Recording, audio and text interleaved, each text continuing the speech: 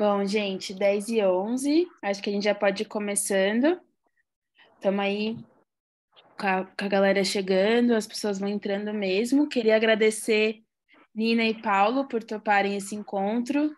Mudamos de datas, mudamos de tudo, mas que bom que vocês estão aqui.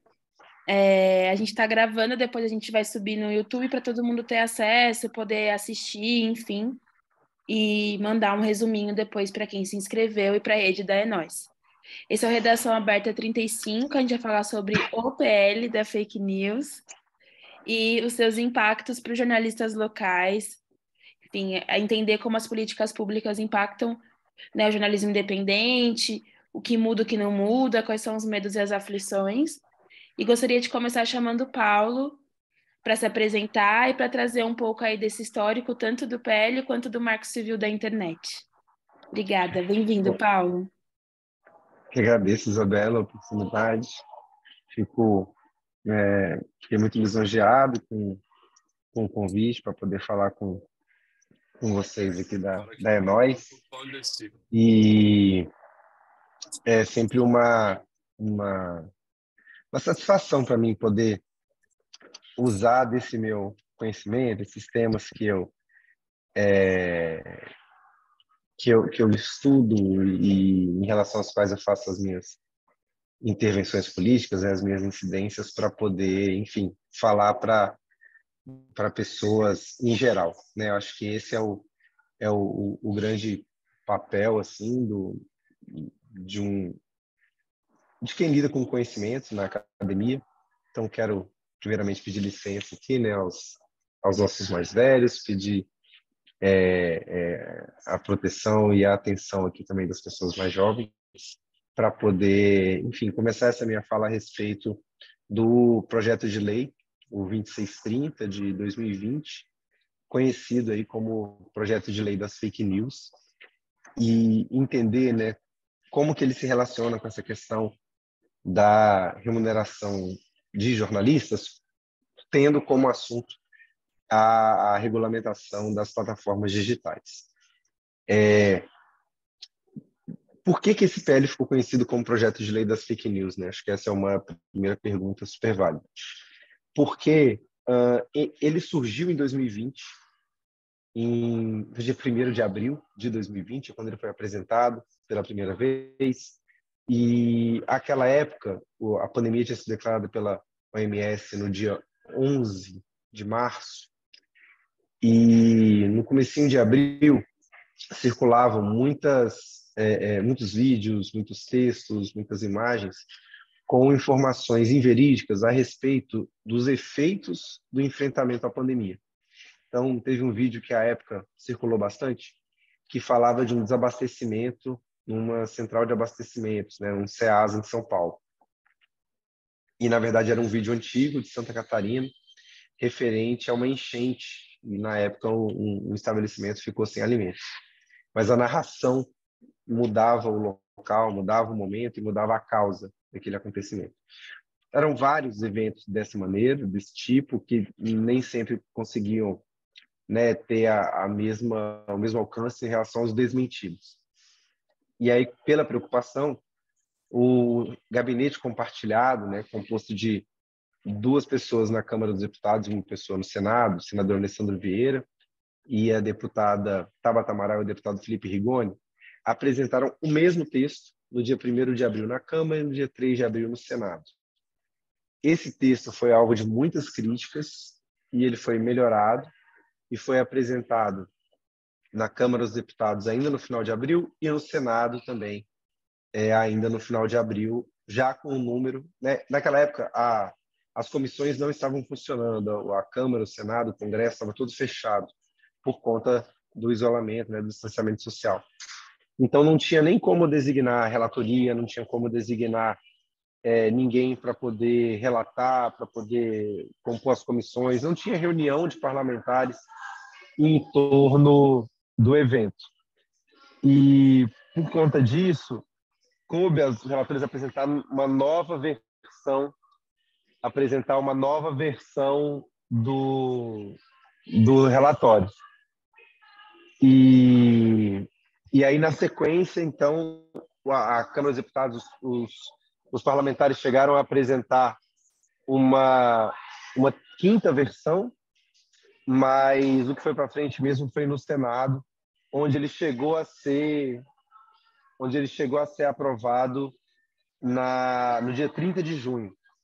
Esse texto, aprovado no dia 30 de junho, ele traz uma marca muito severa do relator, né, o coronel Armando, se não me falha a memória, no Senado. Então, o projeto do Alessandro Vieira foi bastante afetado no Senado pelo relator. E vale lembrar que nos últimos 5 dias antes da votação, no dia 30 de junho de 2020, ele sofreu 7 alterações. Inclusive, foram 2 versões no dia da votação, no dia 30. Né? Então, o senador Ângelo Coronel, do PSD da Bahia, que fez essas alterações todas, e foi votado um projeto absolutamente trágico. Daí, o projeto foi para a Câmara com uma pressa. A pressa de 2020 era aprovar o PL para afetar ainda as eleições, né, numa tentativa de evitar que a desinformação prejudicasse o período eleitoral das eleições municipais de 2020.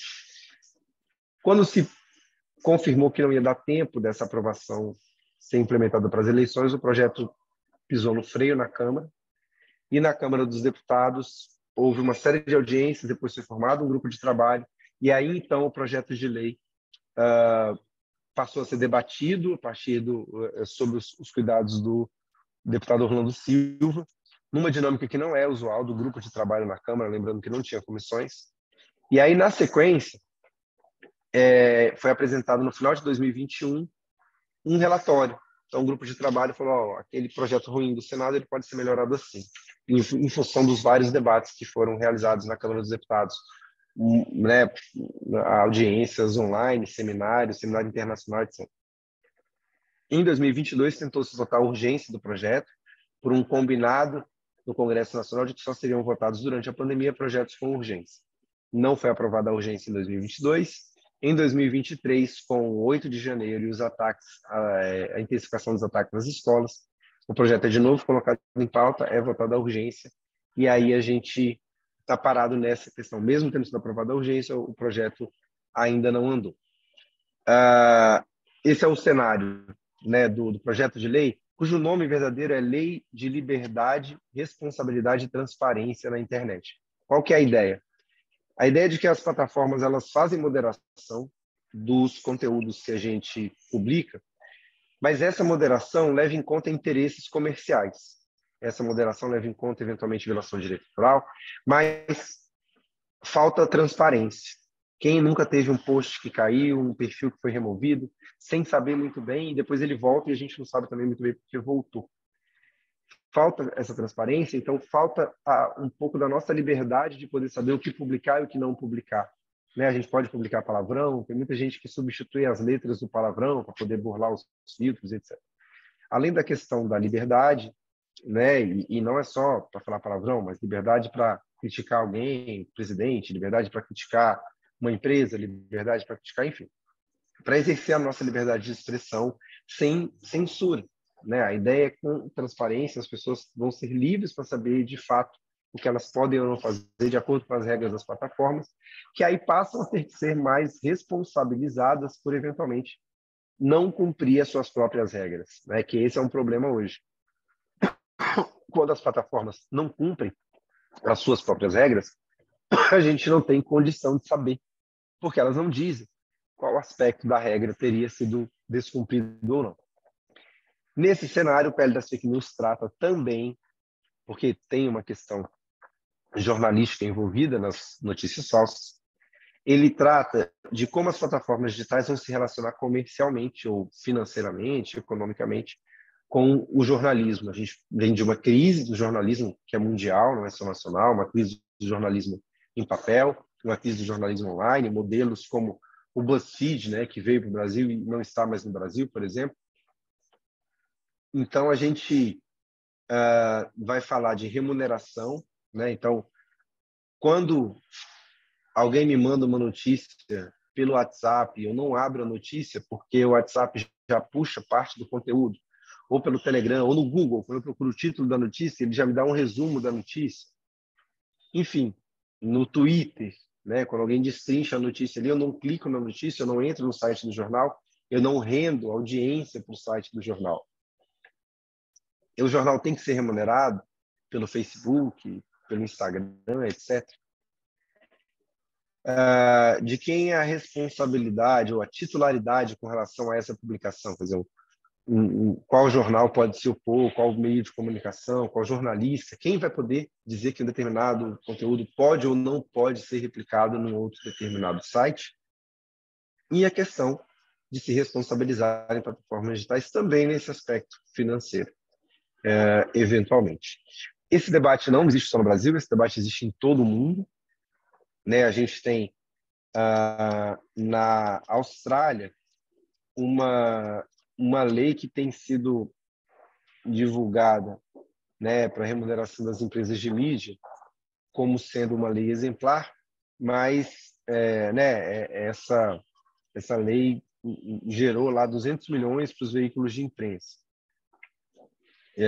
dados de agora, de abril de 2023. Né? A lei da Austrália foi implementada em 2021. O ponto é, será que isso reduziu a desinformação? Como não reduziu a desinformação, o que aconteceu no Brasil recentemente foi que esse debate de remuneração de jornalistas e de obras artísticas foi deslocado para um outro projeto de lei.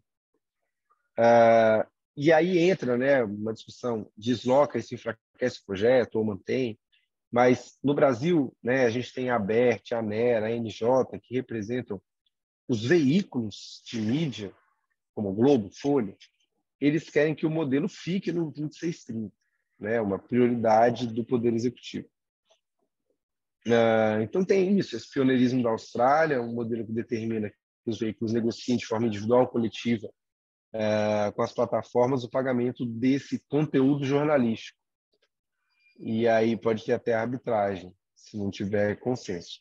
O ponto também passa a ser a assimetria entre grandes e pequenas empresas ou jornalistas independentes, que não vão ter o mesmo poder de barganha em relação às empresas as plataformas digitais. Então, os maiores beneficiários tendem a ser as empresas que já são grandes. O maior beneficiário na Austrália foi a empresa do Rupert Murdoch, né, a News Corp, que é, enfim, imensa.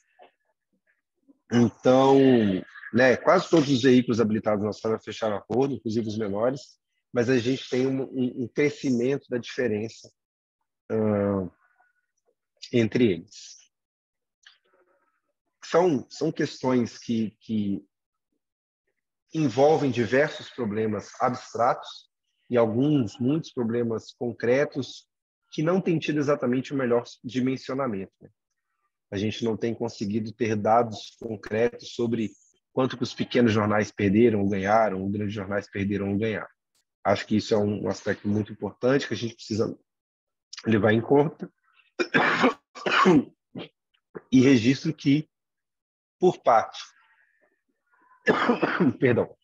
da Coalizão Direitos na Rede, que é um coletivo de mais de 50 organizações da sociedade civil, da qual faz parte o Aqualtune Lab, ONG da qual eu sou co-diretor, na perspectiva da Coalizão Direitos na Rede, esse tema merece uma discussão própria, esse tema merece ser debatido a fundo e amplamente, e não ser objeto apenas de um dispositivo no PL das fake news, como vinha sendo proposto.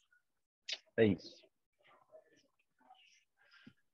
Paulo, obrigada pela sua contribuição. É muito bom ouvir, você explicou direitinho assim o caminho do PL. E aí eu queria que você retomasse rapidamente esse ponto, né, que você trouxe a questão da Austrália, de como é um modelo, de lei que está, enfim, sendo aplicada lá, mas eu gostaria que você falasse um pouco sobre essa questão da Globo, enfim, do Grupo Globo, né, da Folha, quererem ficar com a versão do PL 2630, que eu entendi que traz uma negociação mais independente com as plataformas. E aí o contraponto é ter uma base, um parâmetro, enfim, um lugar comum de negociação com as plataformas. Queria que você trouxesse isso, porque a gente tem algumas associações de jornalismo digital, né, jornalismo das redes sociais, e como isso pode impactar esse ponto das grandes, enfim, das grandes empresas de jornalismo, como isso pode impactar de fato o trabalho de jornalistas locais, porque na rede da Enóis, por exemplo, a gente tem vários jornalistas que trabalham apenas com redes sociais. Então, como isso pode acontecer? Você ficou virada. Ai, agora sim. Queria que você Eu retomasse fui, um fui pouco. olhar, quando a gente olha o chat no celular, ele não Ele aparece o vira. chat do lado, ele vê. Mas então, a coalizão de direitos na rede, ela, como eu disse, ela é contrária à inclusão desse tema no PL 2630, né, de um mecanismo para, digamos, remunerar as, as empresas jornalísticas, né, por parte das plataformas digitais. A gente tem acompanhado, né, essa tramitação há muito tempo, e uma verdade do PL 2630 é que são vários setores tentando puxar a brasa para sua sardinha e usar o projeto de lei como uma oportunidade. Então, os parlamentares querem usar o projeto para evitar que eles sejam alvo de fake news ou até que eles sejam punidos por usarem fake news nas campanhas. A sociedade civil tem um interesse, as empresas têm outro, as empresas de jornalismo têm outro, enfim, são questões de criança e adolescente. Há várias questões legítimas e várias pretensões legítimas e ilegítimas em relação a cada um desses temas. Em relação à remuneração de empresas jornalísticas e profissionais, pelo uso desse conteúdo, né, por parte dos chamados provedores de aplicação de internet, quer dizer, qualquer serviço online, site, mas também WhatsApp, Telegram e buscador, né, serviço de busca, o PL ressalva os links que usuários compartilham, inclui as ferramentas de busca, né, que passaram a fazer parte do projeto. Quem trouxe a público a, a ideia foi a coalizão Liberdade com Responsabilidade, que são 27 instituições representativas do setor empresarial da comunicação social. Então, é a ABERT, a NJ, a Associação Nacional de Editores de Revistas, a ANER, com a ideia de que esses conteúdos são usados e monetizados pelas plataformas, com publicidade, tratamento de dados pessoais, sem oferecer a essas empresas uma contrapartida. Então, o que elas dizem é, o Google, no buscador, o Facebook, o Twitter, ganham dinheiro com o nosso conteúdo produzido com trabalho jornalístico e não nos remunera. Então, elas dizem que a informação que se busca nas ferramentas não vai para os sites, porque já está tudo no resultado da busca. Então, não tem conversão, não tem aumento de tráfego. E os veículos dizem que esse pagamento seria importante para fortalecer o mercado que sofre no enfrentamento da desinformação. E aí que poderia dar mais dinheiro para essas empresas fazerem, né, poderem realizar uma melhor informação. Então, tem, né, também um projeto de lei, outro debate para atualizar a lei de direito autoral, para dizer que o titular de direito de publicação de imprensa publicada por terceiro possa, por notificação ao site ou servir ao provedor de aplicações, e querer a remoção do conteúdo e a remuneração pelo conteúdo divulgado.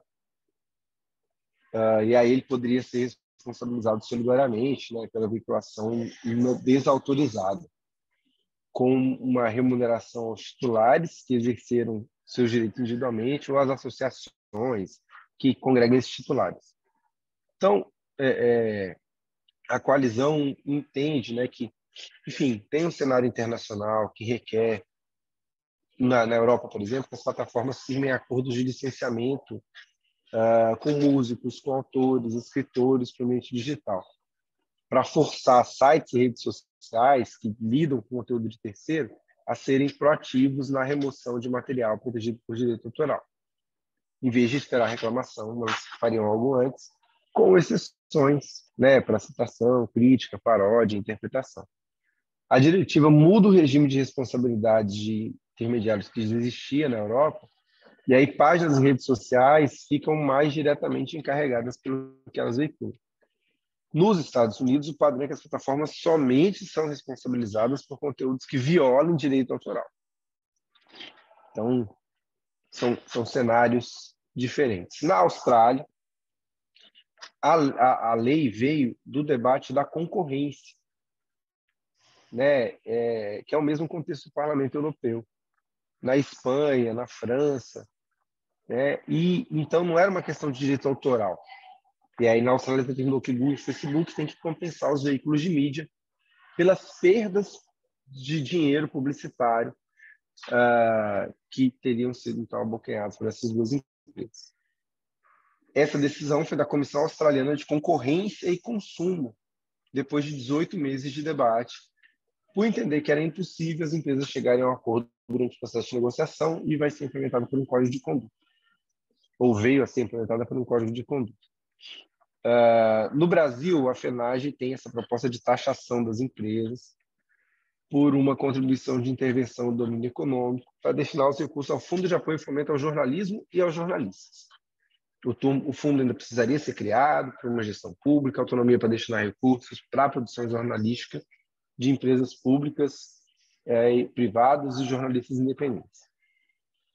E aí esse acesso precisaria que as empresas jornalísticas, né, tivessem empregados com vínculo, né, vínculo de emprego, cumprissem as convenções coletivas, pisos salariais e restrição à demissão motivada, valorizar a jornada e promover a autonomia e direito de consciência dos jornalistas.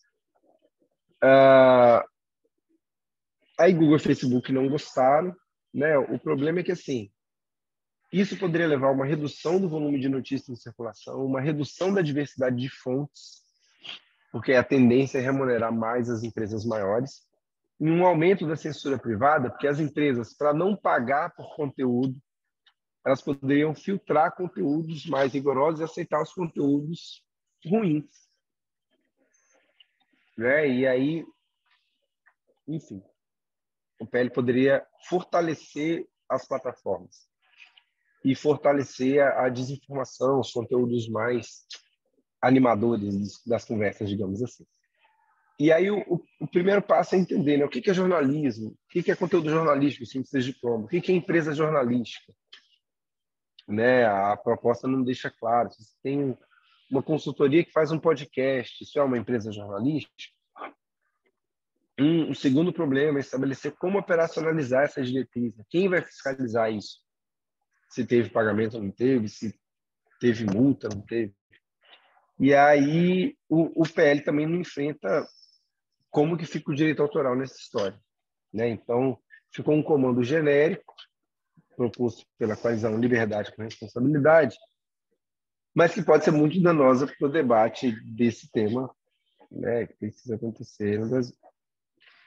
E é isso, aí tem alguns caminhos possíveis, né, de onde pode vir esse dinheiro, né, mas em perspectiva de regulação econômica, de publicidade digital, medidas de tributação, questão de receita e mecanismos do setor jornalístico. Agora, o nosso posicionamento é por uma lei de direito autoral que afirme direito digital, pluralismo e democracia. E aí é importante entender que jornalismo é visto como algo essencial para a democracia. Né? Não tem como você estar bem informado, a população estar bem informada sem jornalismo. E então tem que definir o PL lá. Ele não define bem o que é provedor, usa meio solto. Ele de forma, enfim, tem vários problemas lá sobre quem vai fazer a regulamentação da obrigação, como que fica a remoção de conteúdo jornalístico, como que fica a segurança do usuário em caso de criptografia ponta a ponta, né? Como que vai fazer no WhatsApp se, em tese, se na prática o WhatsApp não lê o conteúdo da mensagem? E como fica essa remuneração no caso de jornalismo de baixa qualidade? Ou só se vai remunerar jornalismo de interesse público? Então, precisaria mudar o Marco Civil e adequar essa obrigação de identificar. E tem uma previsão no Senado que é de exigir a identificação do anunciante. Né? É melhor identificar a conta de quem vai pagar pelo impulsionamento. Pode acontecer, só que a pessoa vai ter que pagar para ter um contato, para depois ficar fácil identificar. E a redação atual abre aí essa margem. Né? Talvez o CAD pudesse fiscalizar essa questão, de novo, pelo prisma da concorrência, né? E não pelo prisma do enfrentamento à desinformação. É um problema sério, mas é um outro problema, embora ele esteja ligado. E ainda tem o problema todo do setor jornalístico, né? Da categoria profissional, de quem trabalha na área, de quem é empregado, ou de quem deveria ter carteira assinada e nem tem, que é a precarização, né? E aí as pessoas vão tentar desenvolver elas mesmas os seus projetos. E aí, como fica? É uma empresa jornalística, não é? MEI entra, não entra? É esse tipo de detalhe que a lei não especifica e que nem diz quem deveria especificar depois. Paulo, uau! Eu anotei um monte de coisas aqui, fiquei pensando em ganchos para trazer a Nina para o debate, né? Nina é cofundadora da Enóis e acho que um dos pontos interessantes, Ni, também de pensar com o que o Paulo trouxe, essa questão do que é jornalismo, porque a Enóis faz um jornalismo que também fala de cultura, fala de comida, fala, enfim, de outras coisas para além da questão do interesse público. É de interesse público, mas a gente está construindo o interesse público nesses assuntos, né? Então, o prato firmeza vem aí. Paulo, se você puder. Tá com o microfone aberto, será? Não é você. Alguém está. Agora foi. Pronto. Isso que é bom de ter os poderes na saga do Zoom, né? A gente consegue fechar. Enfim, então queria trazer você para o debate nessa perspectiva também do que seria jornalismo, desse histórico, né, de construção desse jornalismo não necessariamente convencional ou feito, enfim, a partir de grandes empresas que a Enóis tem cultivado, construído um ecossistema, e também trazer a parte de remuneração, né? Em dado momento, o Paulo falou sobre a construção de um fundo e como seria, como funcionaria. Penso que suas pesquisas também têm um pouco a ver com isso, e trazer essa parte da questão pública em relação ao PL e essas movimentações das coalizões, enfim. Queria te trazer para o debate e agradecer, Paulo, mais uma vez a sua contribuição. Bom dia, gente. Obrigada, Isa, pelo convite. Paulo, que aula. Anotei um monte de coisa aqui também.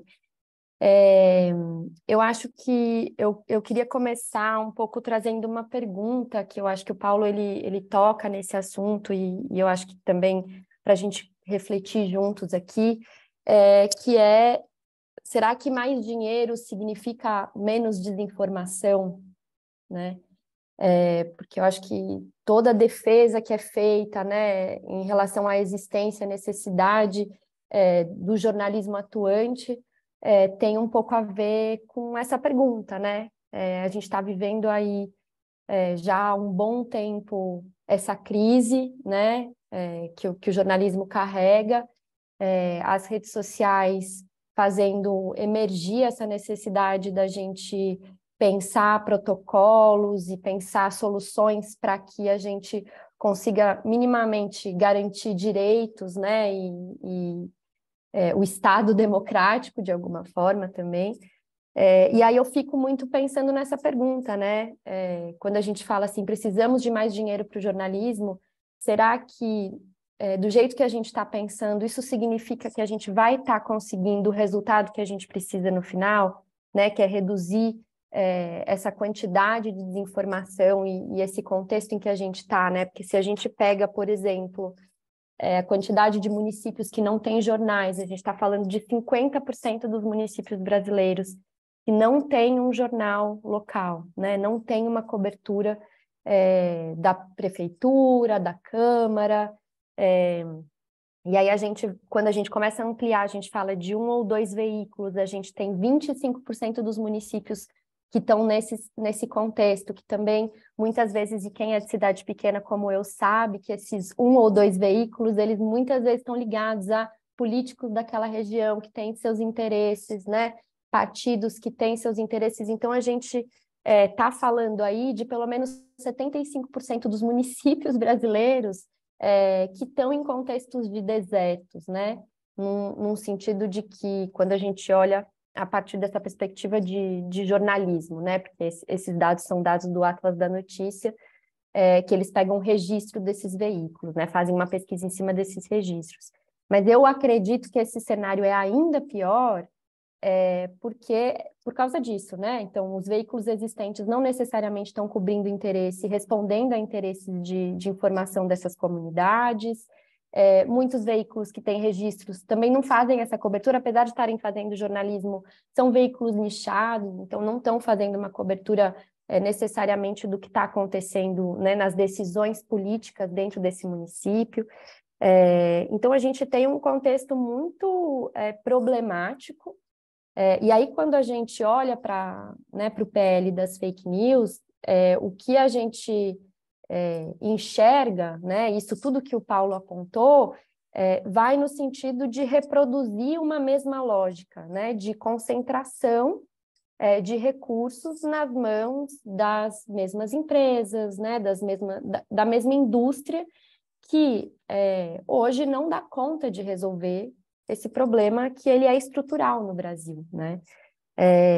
Então, eu acho que a gente precisa começar, e aí é um pouco uma questão de articulação, né? Porque mesmo as associações de jornalismo, né? Inclusive as mais recentes que surgiram, né, nesse contexto mais recente, elas ainda carecem dessa voz, né? Que eu acho que grande parte da rede da Enóis é formada por iniciativas menores, compostas por poucas pessoas, ainda sem formalização, mas que estão atuando de forma a entregar para suas comunidades as informações que essas comunidades precisam para ter acesso a direitos, né, a conseguir reivindicar coisas para o Estado, para o poder privado, enfim. Esse tipo de organização, essas formatações, né, elas não estão sendo contempladas nessas discussões, quando a gente olha para o que está sendo levado, né, dentro das comissões, enfim, para o que está sendo debatido. E um pouco, para mim, essa é a preocupação, assim, o que me mobiliza a estudar esse assunto, né, é que a gente não tem aí uma forma de organizar. Na verdade, tem muitas formas de organizar, mas a gente precisa começar a se mobilizar nesse sentido para entender como é que a gente defende os interesses dessas iniciativas perante a essa mobilização por recurso. Porque, de fato, mais dinheiro não vai resolver se a gente estiver pensando no mesmo modelo mental de distribuição, né, de verbas. Porque isso não está só também dentro do Estado, né? Quando a gente olha para a filantropia no Brasil, que investe também em jornalismo, a filantropia também tem essa mesma mentalidade, né? Esse recurso também não acessa essas outras organizações. Uma pesquisa recente, eu vou trazer aqui dados de uma pesquisa recente que foi feita nos Estados Unidos por uma organização que chama American Journalism Project, que eles trabalham com essa questão de pensar o jornalismo a partir das necessidades do público, né? E eles perguntaram para 5.000 pessoas o que essas pessoas queriam receber, né, do jornalismo local. E aí eles listaram ali, conseguiram categorizar 9 coisas que essas pessoas precisam, né, gostariam de receber do jornalismo local. E aí, quando a gente olha para esses 9 itens, A gente percebe que quando a gente faz esse recorte de jornalismo local, umas 2 ou 3 estão sendo respondidas no Brasil, né, no contexto Brasil, pelo jornalismo local. As outras necessidades que as pessoas têm estão sendo respondidas por outros tipos de organização que não necessariamente se enquadram dentro dessa caixinha de jornalismo, né? E aí a gente está falando, por exemplo, como é que as pessoas recebem informação que elas conseguem agir sobre, né? Que elas têm ação. Elas querem, por exemplo, que os jornalistas perguntem a elas quais são as perguntas que elas têm para o município, para o poder público, né? Elas querem que as redações tenham uma função, um papel em conectar comunidades, né? E isso a gente vê outros tipos de organização fazendo melhor do que organizações de jornalismo, quando a gente coloca as coisas dentro dessas caixinhas. Então, eu acho que quando a gente faz essa discussão, né, e a Isa, né, traz como é que a gente olha para isso a partir dessas perspectivas, eu acho que a gente precisa começar a falar sobre essa visão, e aí né, a minha pauta pessoal, de ecossistema, né?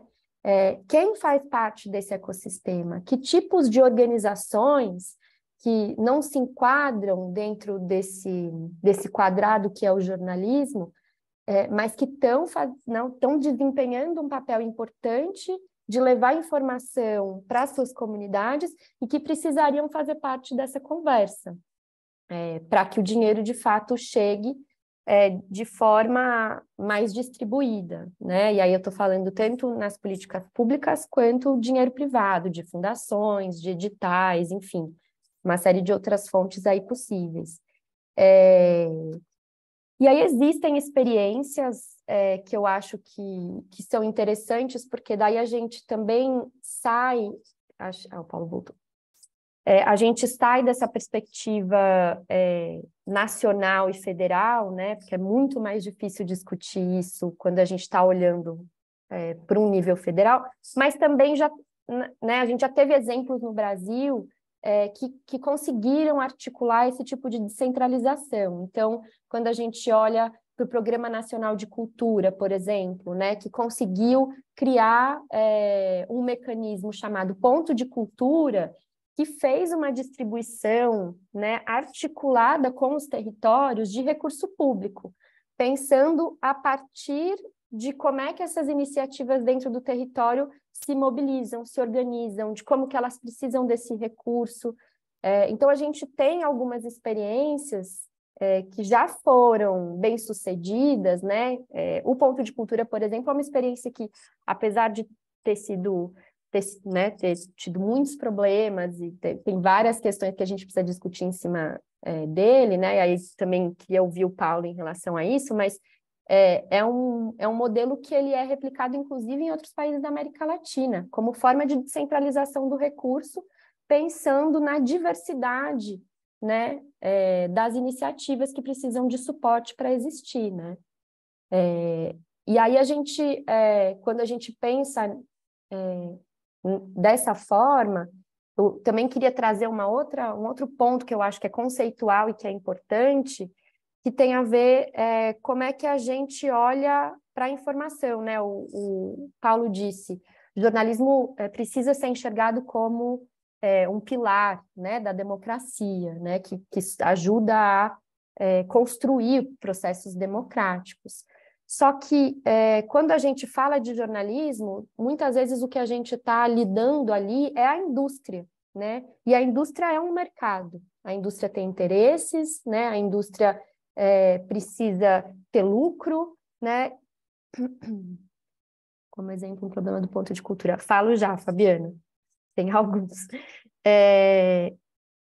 A indústria, ela tem uma lógica de mercado, ela tem uma lógica capitalista, né? E aí a indústria, ela produz notícia, né? Por isso que a gente tem essa demanda por cliques, por engajamento, por, né, a publicidade é desenhada a partir dessa lógica de quanto mais, né? E isso é diferente quando a gente olha para, né, a notícia é diferente de informação, porque daí a gente não está falando mais de indústria, a gente está falando de direito, né? A informação, acesso à informação é um direito do cidadão. E aí eu não posso olhar para isso com uma lógica de indústria, né? Apesar de que a indústria tem seus interesses, eu não estou aqui defendendo que a indústria jornalística acabe, não é isso, né? Mas eu acho que existe uma distinção entre essas coisas, que a gente precisa falar mais abertamente sobre, né? E aí sim a gente responsabilizar o poder público e uma construção de que o poder público também precisa criar mecanismos para sustentar, né, para que esse direito de acesso à informação seja garantido, que a gente não tem hoje. Então, eu acho que nesse sentido a gente precisa ampliar essa discussão e ver quem mais precisa fazer parte dessa roda de conversa, porque essas pessoas estão de fato excluídas. E aí a Fabiana perguntou um pouco sobre um problema do ponto de cultura. A gente, na Nós, viveu um pouco, inclusive, esse problema, porque a gente fazia parte de um ponto de cultura. Tem problemas de todas as ordens, Fabiana, assim, desde a questão de como é que as escolhas dos projetos são feitas, né, de quem recebe esse recurso. Houveram problemas iniciais, por exemplo, em relação ao mecanismo, né? Tinha uma vinculação com a necessidade dos projetos irem para uma frente digital, e aí os projetos agraciados com benefício, eles tinham que receber um equipamento de mídia, que o governo fazia um contrato, esse equipamento nunca chegou, né? Porque aí a empresa com a qual o governo fez o contrato faliu no meio do processo, porque os processos demoram muito para acontecer. E os projetos não receberam esses equipamentos, ou quando receberam assim, anos depois que o projeto tinha sido aprovado. Então, tem um tempo da máquina, né, de executar, da burocracia, que ele não é o tempo da vida, né? Ele não é o tempo que os projetos precisam para sobreviver, para articular. Então, muitos projetos nesse processo acabaram morrendo, né, de ter acesso a recurso, de conseguir desenvolver o projeto que tinham inscrito no edital, que tinha sido aprovado. Então, a gente precisa pensar em mecanismos menos burocráticos, né? E um exemplo desses é o VAI aqui em São Paulo, né, que não tem em outros municípios, mas é um edital público financiado pela prefeitura aqui em São Paulo, com recursos da prefeitura, que ele, por exemplo, não exige que as pessoas que se inscrevem no edital tenham CNPJ, né? Então, como é que a gente, né, como é que o Estado consegue ter uma cabeça, né, e desenvolver mecanismos que dialoguem mais com a realidade como ela é?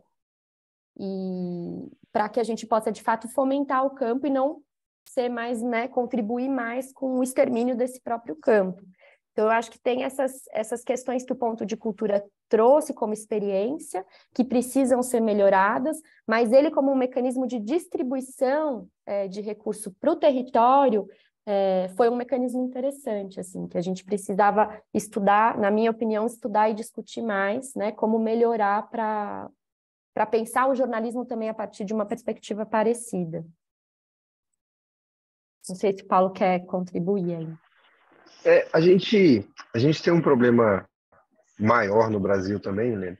Além do Nina, além da questão do jornalismo, né? A comunicação social como um todo.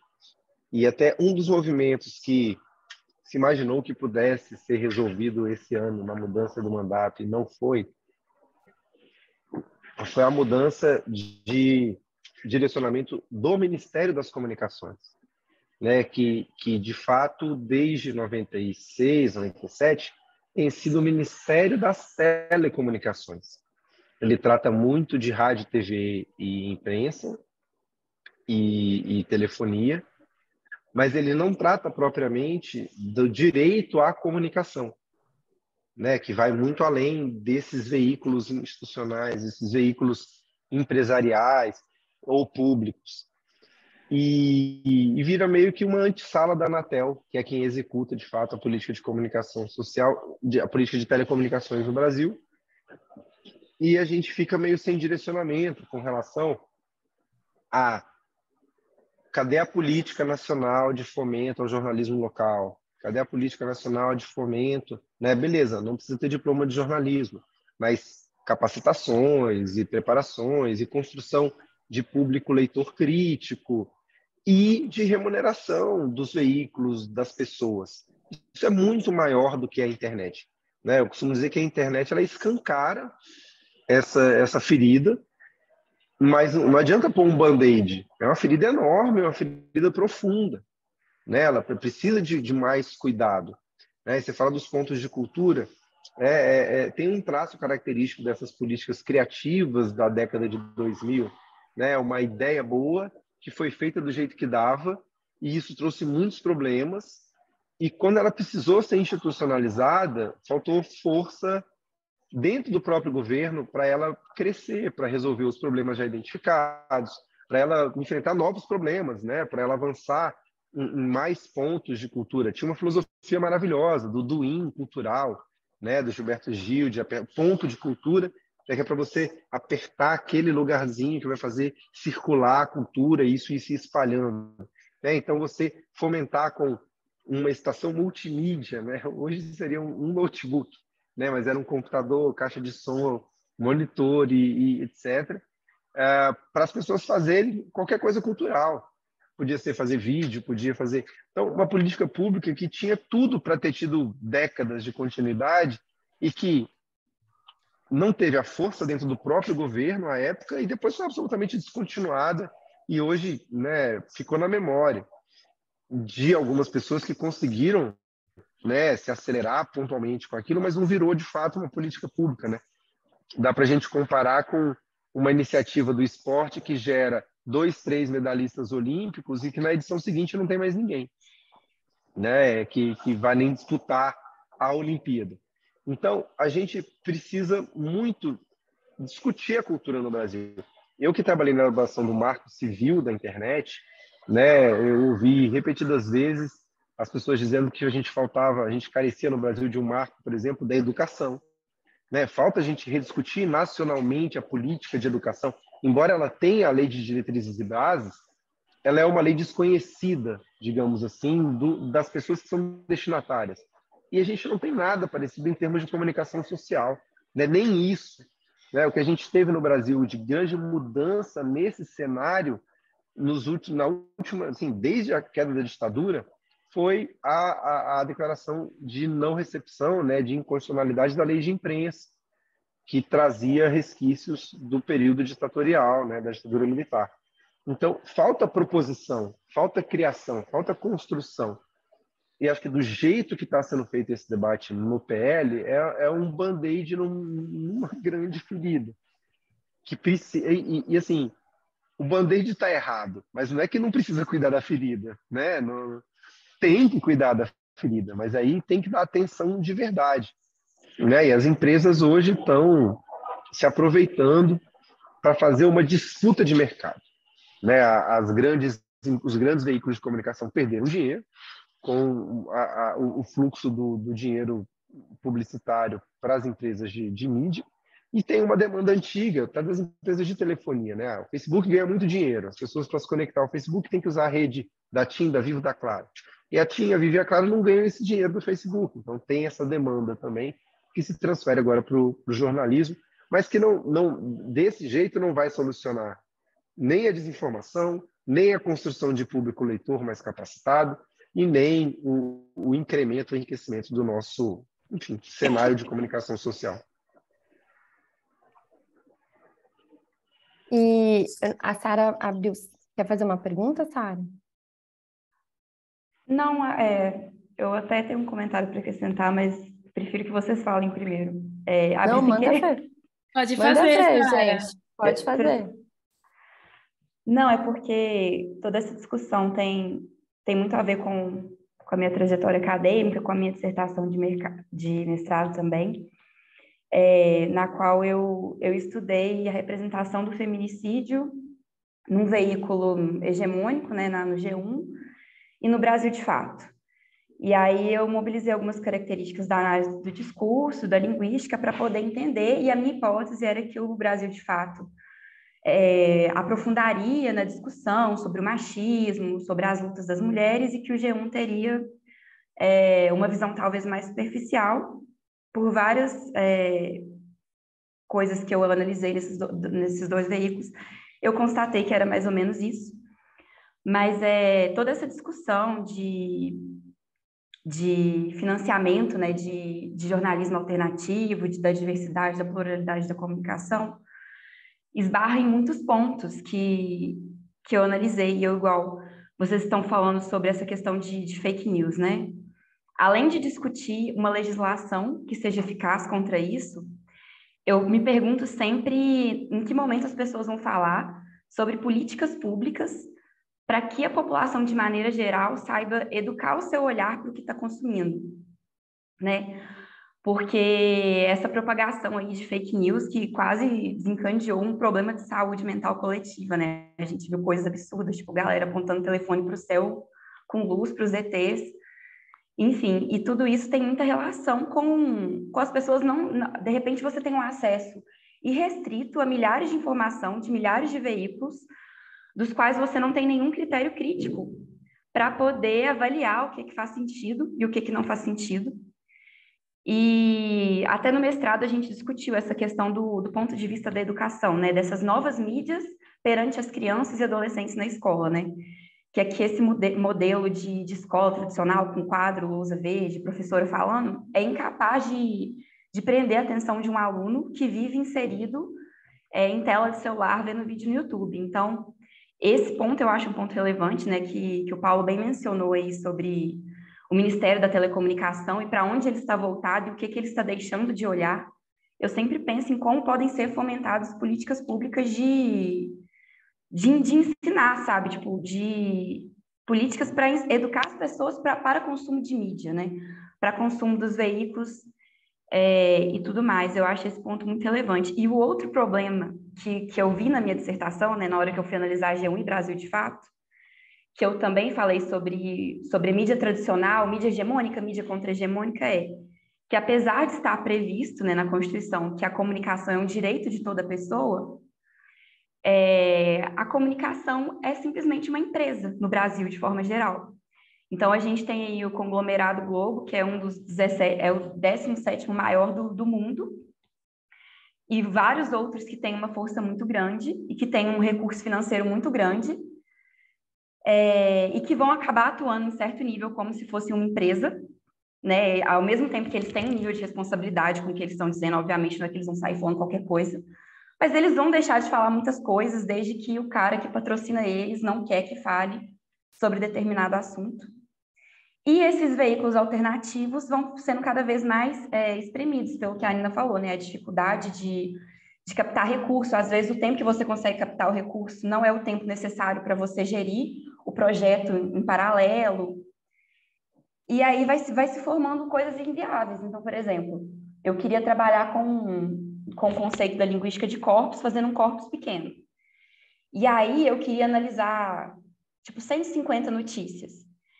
E todas as notícias do portal Brasil de Fato, acho que foram 100, não tinha mais do que isso, sobre feminicídio. E do G1 tinha milhares de notícias.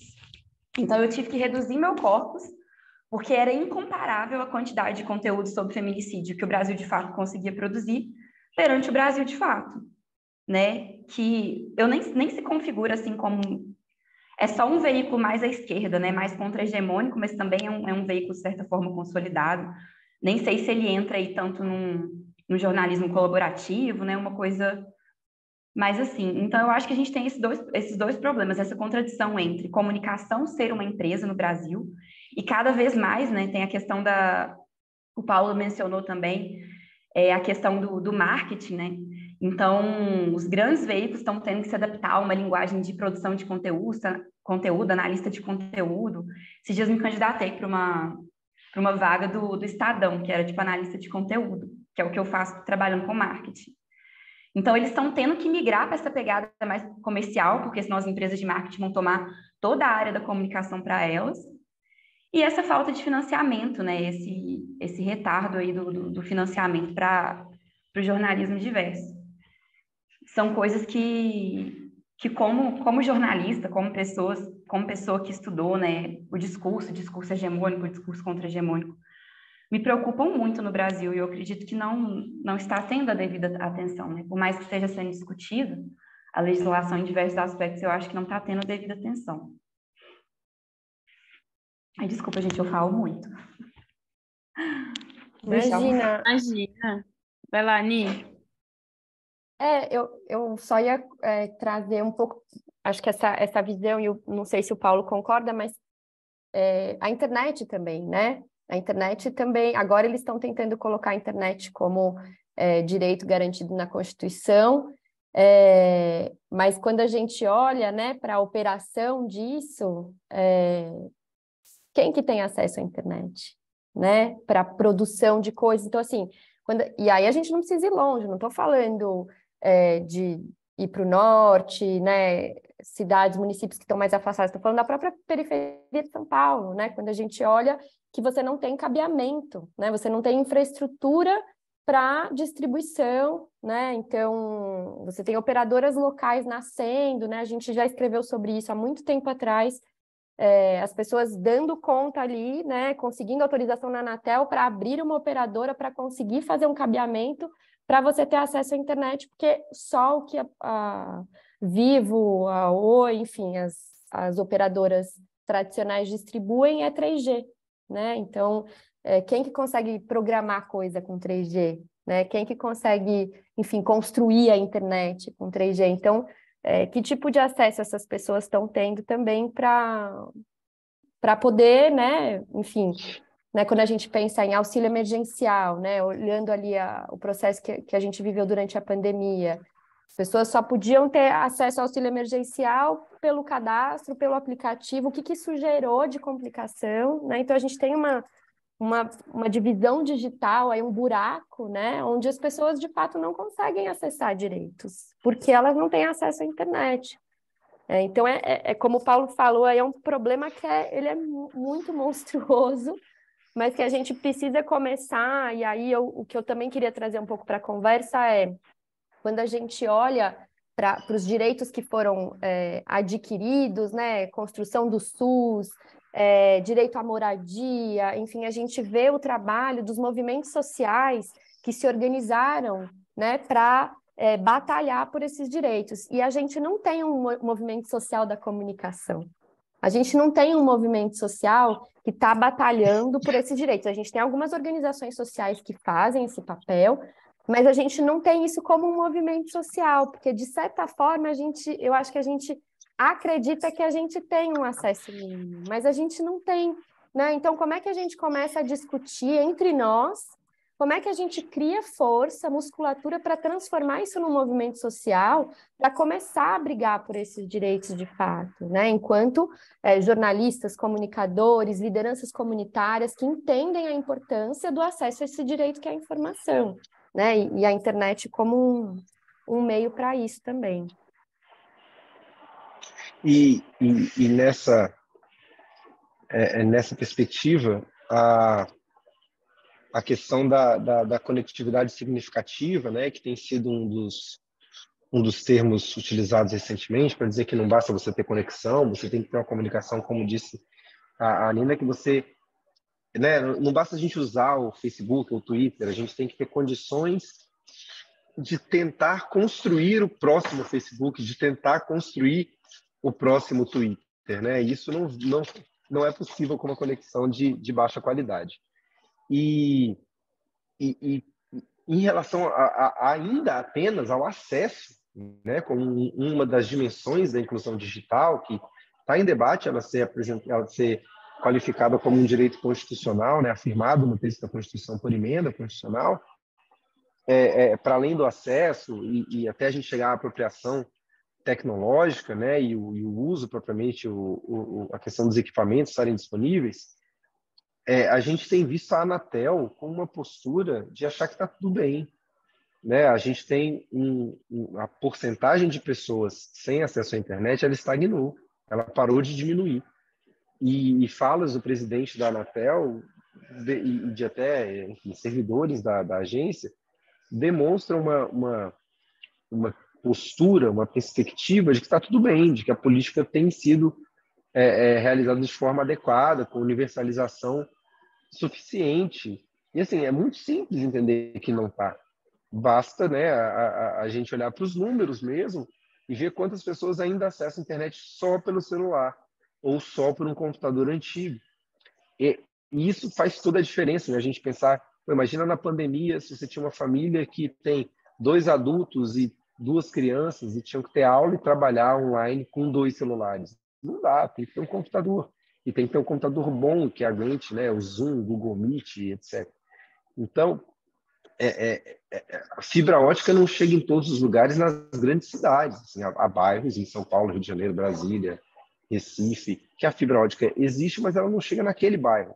Imagina cidades pequenas, né? E aí a tecnologia que poderia servir para aplainar as diferenças, para promover, né, a igualdade, é vista como indiferença pela própria agência que deveria enfrentar essas desigualdades, né? Então é um cenário, assim, de certa forma, ainda desolador com relação a esse aspecto da própria inclusão digital, e vale o mesmo também para essa questão de formação de público crítico, né?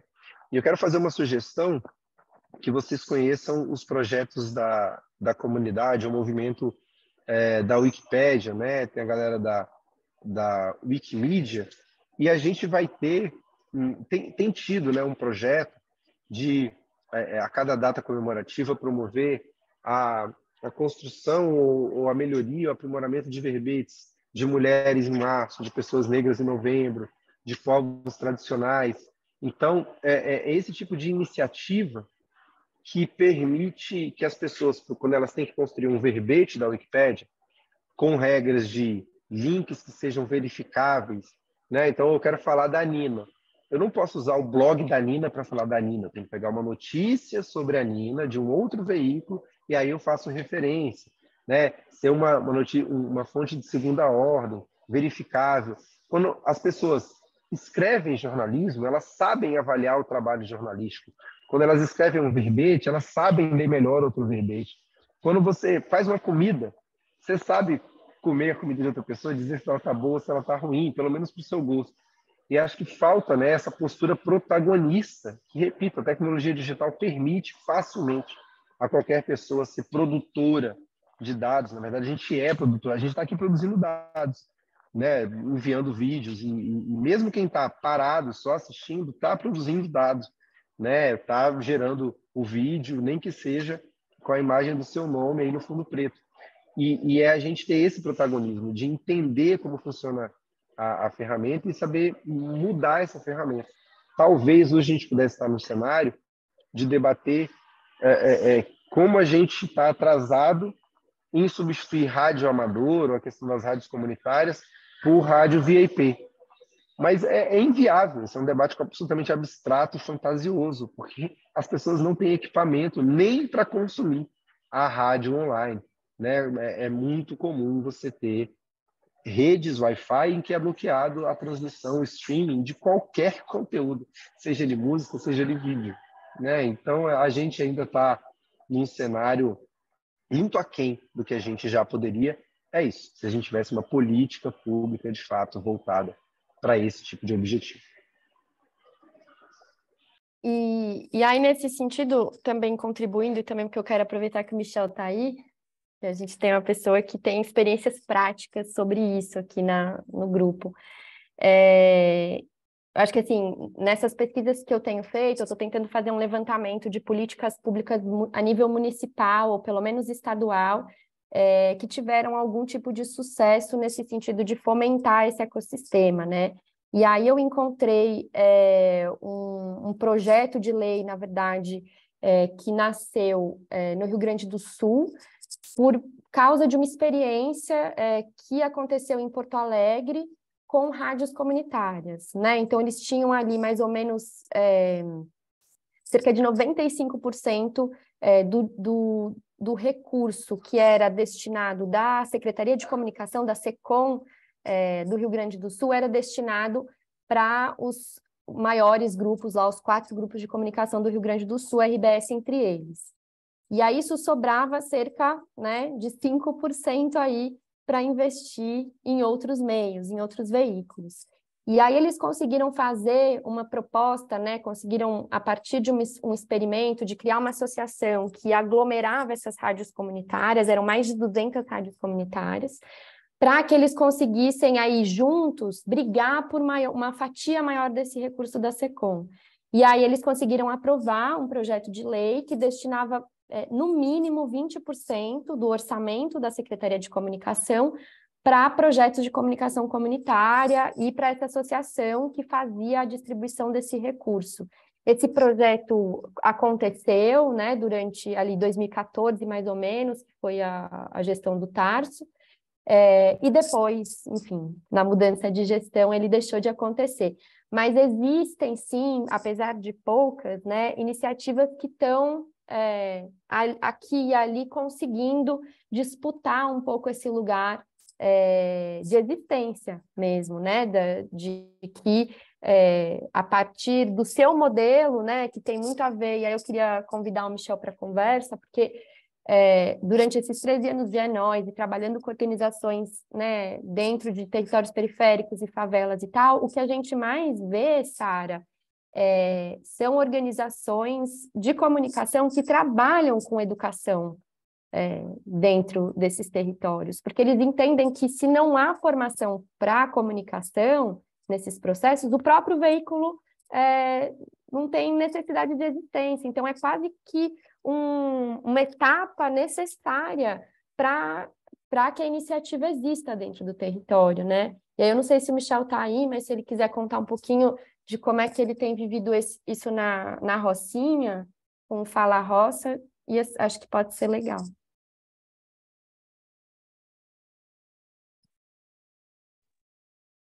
Vou mandar um zap para ele. Você está aí?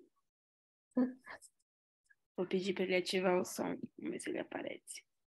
Eu posso, enquanto ele não abre o microfone, mas, enfim, a experiência do Fala Roça é muito interessante porque eles conseguiram um espaço físico, né? Porque eles têm um jornal, que é o Fala Roça, que ele é impresso, mas também é digital, porque entendem que grande parte ali da população da Rocinha, de fato, não tem acesso à internet, essa distribuição ainda é complicada. E aí eles conseguiram abrir um espaço físico na Rocinha para a redação, onde eles têm agora promovido encontros com a comunidade para discutir as pautas, né, para pensar junto recortes de cobertura, de como é que quais são as necessidades de informação que essas pessoas têm. Isso é educação para a mídia, né? Você abrir o seu espaço para conversar com os jornalistas, ele abriu o microfone. Fala aí, porque senão eu vou ficar contando mentira, Michel. E aí, deu erro aqui no negócio aqui. Foi mal. Porque está em inglês, meu Zoom, e eu não falo inglês, então... Imagina. Chegou. Vocês estão me ouvindo? Sim. Mas lá primeiramente, bom dia a todos e todas, né? Está sendo muito rico aí o debate, estou escutando vocês. Lá no Fala Roça, a gente está executando o Desenrola Rocinha, né? Que é uma metodologia inspirada no Redação Aberta também, né? Também com o pessoal lá do Tisburel. Está sendo bem interessante porque a gente consegue discutir com os moradores vários temas, né? Embora tenha vários aprendizados, né? É muito difícil reunir as pessoas para discutir coisas, né? Porque as pessoas têm tempo, né? Tempo é dinheiro. Está sendo bem rico essa experiência, assim como está sendo Redação Aberta. Eu o chamado identificado. Como falou. Acho que tem o microfone aberto. Pode continuar, Michel. Está sendo bem rico a experiência do Desenrola Rocinha. A gente vai fazer uma edição agora em julho. Não tem tema escolhido ainda, mas acredito muito nessa participação da comunidade no jornalismo, né? E é muito rico poder construir esses debates com os moradores, porque a gente, quando faz jornalismo no território, a gente parte muito da nossa opinião enquanto jornalista, né? Então, a gente não para muito para perguntar a opinião das pessoas sobre determinados temas. Então, a experiência do Desenrola Rocinha está sendo bem bacana. Michel, onde a gente encontra informações sobre o Desenrola Rocinha? Tá nas redes sociais de vocês, do Fala Roça? Como é que tá isso? Olha, como a gente tem uma equipe bem pequena, é bem difícil produzir conteúdo sobre várias coisas, né? Então, a gente ainda está aprendendo como é que comunica isso para o mundo externo, né? Que a gente trabalha muito mais a nossa comunidade na Rocinha, né? Então, a gente, de vez em quando, faz umas postagens, faz uns convites na internet, mas a gente tem uma estratégia de fazer o Desenrola Rocinha muito segmentado, nichado, né? Já ao invés de fazer, de explanar para todo mundo que a gente vai fazer um Desenrola Rocinha sobre determinado assunto, é mais fácil selecionar o assunto e convidar pessoas específicas desse assunto, né? Porque tem mais probabilidade de ter pessoas participando e o debate fica muito mais rico, né? E o bacana no Desenrola Rocinha é que a estratégia que a gente adotou é escolher o tema, discutir o tema, debater, propor soluções para esse tema, né? Encaminhar esse material para do governo responsável, para a prefeitura responsável, e também produzir conteúdo sobre o que foi discutido nesse encontro e que todo mundo possa assinar essa matéria em conjunto, né? Porque não é uma coisa do Fala Roça, é da comunidade, né? Então, a comunidade se sente empoderada, né? E muito mais representada quando está assinando o conteúdo em conjunto, né? O primeiro encontro que eu lembro, que a gente fez em novembro do ano passado, foi sobre lixo na Rocinha, né? Uma discussão sobre lixo. Então, o pessoal discutiu bastante, a prefeitura não foi, né? Marcou presença, mas não foi, e a gente produziu um material legal, mas ainda não foi publicado porque envolve questões políticas, né? Quem trabalha com jornalismo na favela sabe que não é tão simples assim publicar um conteúdo que envolve política territorial. Tem que ter um certo cuidado, né? Então, a gente prefere dar uma segurada, a gente prefere atrasar o conteúdo para poder ter uma segurança maior do que vai publicar e como publicar esse conteúdo. Ah, entendi, Mi. Então vocês constroem, enfim, vocês sistematizam a conversa, enfim, o conteúdo ali, e aí todo mundo assina. Nossa, muito, muito interessante, assim. Manda pra gente quando, lá no jornalismo local, nos grupos da É Nós, manda pra gente quando sair esse do lixo, por exemplo, ou enfim, os outros que saírem. Acho que é uma experiência muito, muito bacana da gente conseguir conhecer mais, assim. Inclusive, Me eu não lembro. sei se vocês estavam acompanhando, mas nos Estados Unidos tem uma experiência de cobertura de reuniões públicas utilizando inteligência artificial, né? Eu não sei se a Nina estava acompanhando isso. Então, tem várias evoluções acontecendo aí. Tem uma, tem uma iniciativa da galera autonomista, se eu não me engano, de publicar sobre um pseudônimo, né? Eu acho que se eu não me engano, o nome é Luther Blisse. Então, são notícias do mundo todo que vêm sempre com esse nome fictício, justamente para dar ao mesmo tempo, dar proteção e dar uma cara, né, para a abordagem, né? Vem com uma ideologia expressa, ao mesmo tempo em que protege as pessoas que estão publicando, né? Justamente nesse contexto. Tem experiências importantes, né, que vão nessa mesma linha aí, de tentar garantir um mínimo de sobrevivência para as pessoas. E aí, quando a gente fala, ainda voltando na questão de política pública, por que que é muito importante a gente ter noção de como esse ecossistema funciona?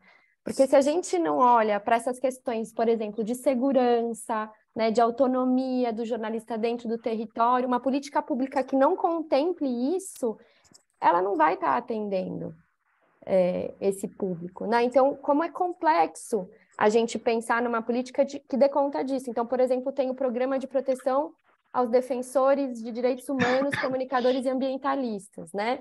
que tem o pessoal do artigo 19, que inclusive está fazendo essa discussão de como é que esse programa vira uma política pública. Isso precisa estar desenhado de forma integrada com o programa de fomento. Não adianta eu só dar o recurso, não é? Quando a gente fala sobre uma política pública, não basta a gente dar o recurso financeiro, isso não é suficiente. Então, como é que a gente olha para a realidade, para esses contextos onde a gente tem desertos, onde a gente tem, né, enfim, iniciativas que estão ali operando de forma independente, e a gente atende essas iniciativas nessa necessidade, né? Porque aí eu estou falando de lugares onde a violência policial, tráfico de drogas, enfim, uma série de questões, né, que o Michel pode aqui falar, pode fazer uma redação aberta só sobre isso, mas como é que isso também está contemplado num desenho de política pública ou de várias políticas que estão integradas para ter a lista dentro do território, né, de acesso à internet, enfim, tudo isso conversa, né, por isso que eu volto a falar de defender essa noção de um movimento que precisa existir, né, assim como o movimento que precisou existir para que o SUS nascesse, né, e o SUS é uma política que integra várias políticas, a gente também precisa de uma política, né, ou de um movimento que brigue para uma política integrada, que olhe para todas essas questões dentro dos territórios e como é que a informação ela pode ser produzida e acessada e distribuída para atender as necessidades desses moradores, desses cidadãos que hoje não têm essas necessidades de informação atendidas, né?